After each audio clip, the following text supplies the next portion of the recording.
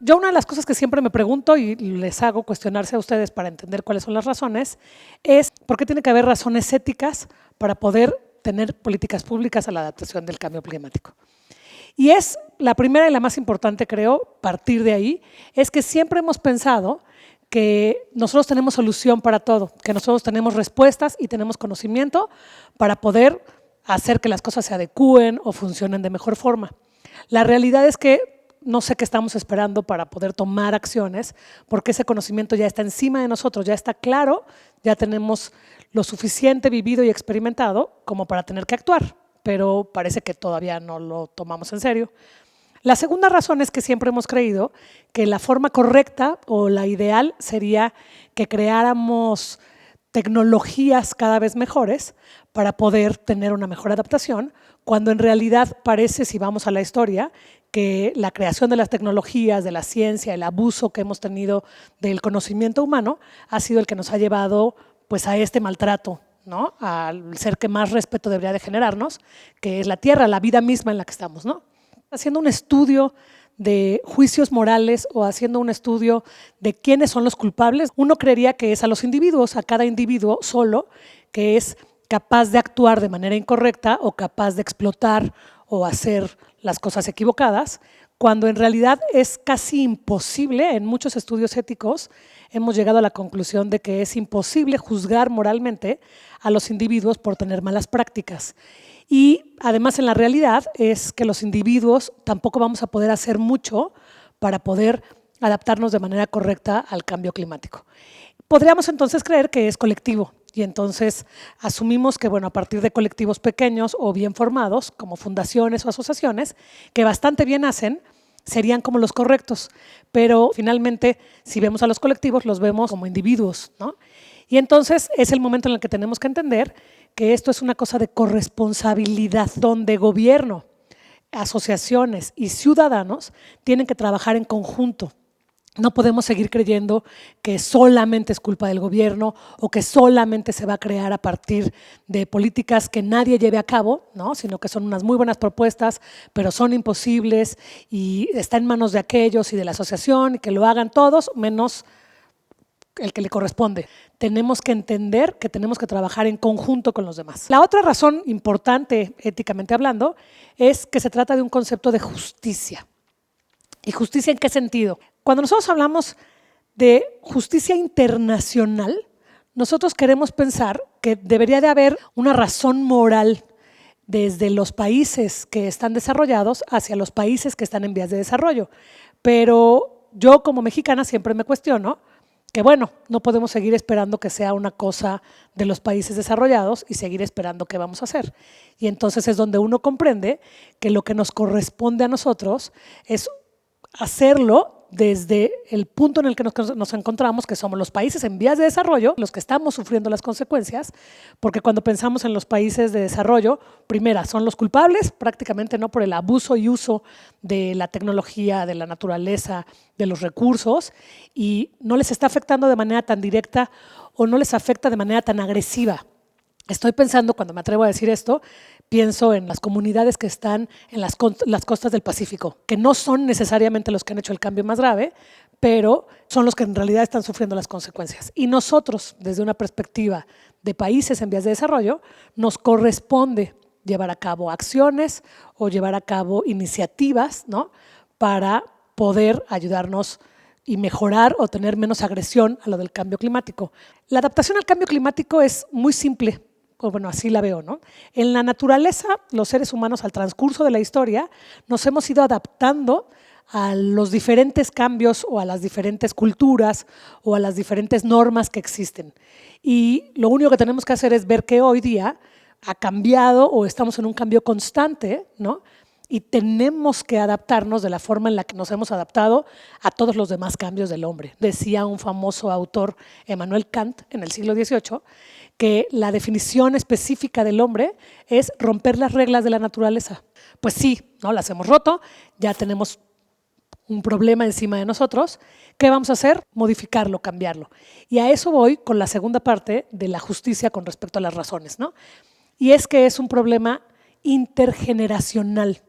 Nosotros, desde el inicio del conocimiento occidental, hemos asumido que la naturaleza, que la tierra, que el mundo está hecho para satisfacer nuestros deseos, para satisfacer nuestras formas de cultura, este capitalismo exacerbado, querer quedar bien internacionalmente, ¿no? Con respecto a yo tengo más tecnología, yo tengo más riqueza, yo hago más cosas, se traduce en yo exploto más, ¿no? Yo aplasto más, yo me preocupo menos por las clases vulnerables, por las minorías. De hecho, las generaciones como la nuestra, ¿no? Podemos ver que una generación antes que nosotros se dedicaban a bañarse con agua mucho más caliente, a hacer uso del agua desmedida, ¿no? Todos los que tenemos la oportunidad de tener agua en nuestras casas, no nos damos cuenta de la necesidad de ahorrarla o la necesidad de hacer menor uso de ella, porque es cultural, nos enseñaron de esa manera.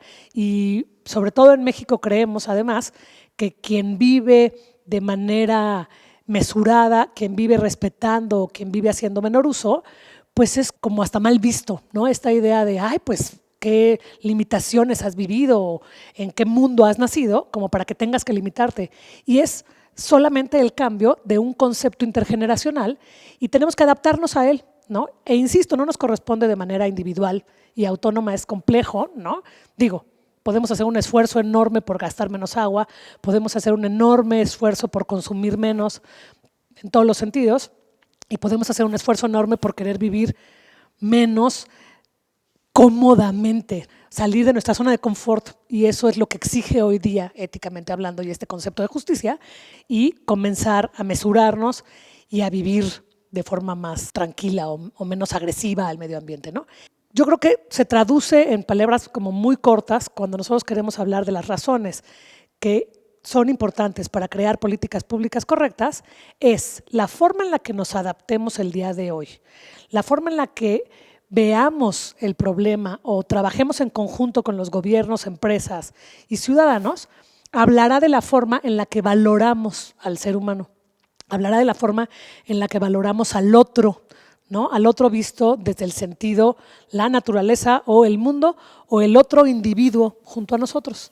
Y aquí viene una discusión además que es como muy común, ¿no? En nuestra vida cotidiana, e insisto, no es que sea juzgar moralmente ni mucho menos, pero el otro casi siempre no es como importante para nosotros, ¿no?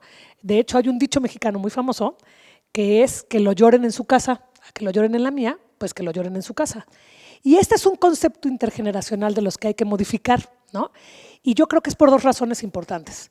Una, la ideal, la ética, la que se encuentra en todos los textos y los libros, ¿no? Es el respeto que nos merece el otro igual a nosotros, el otro que tiene las mismas características, pero yo lo llevo a cosas mucho más prácticas y es el otro, que además es como nos gusta hablar, ¿no? A mí me importa mi familia, me importa la gente que quiero y me importa la gente que me rodea. Pues bueno, entonces veamos y comprendamos que el otro es mi hijo, es mi nieto, es mi sobrino, es a alguien a quien le voy a dejar estas generaciones futuras de las que hablamos, no son los otros ideales a los que hay que respetar, son los otros cercanos y a nosotros mismos nos está afectando. Todos tenemos gente que vive en el Pacífico, en las costas, en provincias, en zonas más vulnerables. Esas personas nos merecen respeto e idealmente quien nos merece respeto es la vida que nos permite pues tener y abastecernos de todo lo que tenemos, ¿no? O sea, que nosotros podamos estar aquí, que podamos estar en un curso, en una universidad, que podamos estar en puestos como funcionarios que toman decisiones. Esto se debe gracias a que tenemos un hogar, que es el que nos abastece de todo, de luz, de gas, de agua, etcétera. Y entonces hay que respetarlo. Eso es en cuanto a las razones de las políticas públicas, pero pensando en cosas muy específicas, como propuestas para poder adaptarnos de manera correcta al cambio climático, es una que a mí me parece muy interesante. Se está trabajando en la UNAM, los investigadores en filosofía, ¿no? En el Instituto de Investigaciones Filosóficas, hablan de un fondo monetario, por ejemplo, ¿no? Que se pudiera hacer para gratificar o pagarle de mejor manera económicamente hablando a quienes tuvieran las mejores iniciativas. Pero para hablar de mejores iniciativas es un trabajo, e insisto, en conjunto, ¿no? Porque tiene que estar quien hace la investigación, quien hace toda la propuesta, pero tendría que haber un monitoreo para ver con claridad cuál es el impacto social que pueden tener estas iniciativas. Y sobre todo, yo creo que es el más complicado. Mis alumnos hablan de un tipo de Gestapo, que me parece muy agresiva la palabra, ¿no? Pero tendríamos que comprometernos en un tipo de monitoreo. Tendríamos que pensar en, ya se hizo la política, ya se aceptó la política, ya vimos que va a tener impactos sociales buenos, malos, positivos, negativos. Hemos decidido llevarla a cabo, pero no termina ahí el trabajo. El trabajo es seguir un monitoreo y lo hemos platicado en el transcurso de estas sesiones. Es un trabajo que tiene que ser particular, o sea, tenemos que ir a ver a cada una de las comunidades cómo les funciona, cómo se ha llevado a cabo y qué implicaciones ha tenido para ver de qué mejor manera se va desarrollando cada uno de ellos, porque las iniciativas se quedan en eso y es muy positivo, pero tenemos que hacer este monitoreo para poder llegar a conclusiones y cambios y modificaciones mucho más claras. Es decir, ¿no? Como para finalizar y en pocas palabras, es una adaptación constante, es que es justamente eso, ¿no? Nos estamos adaptando al cambio climático y es adaptarnos a las iniciativas y adaptarnos a cada uno de sus mejoramientos o en la forma en la que funcionan para poder tener los mejores resultados y más eficientes.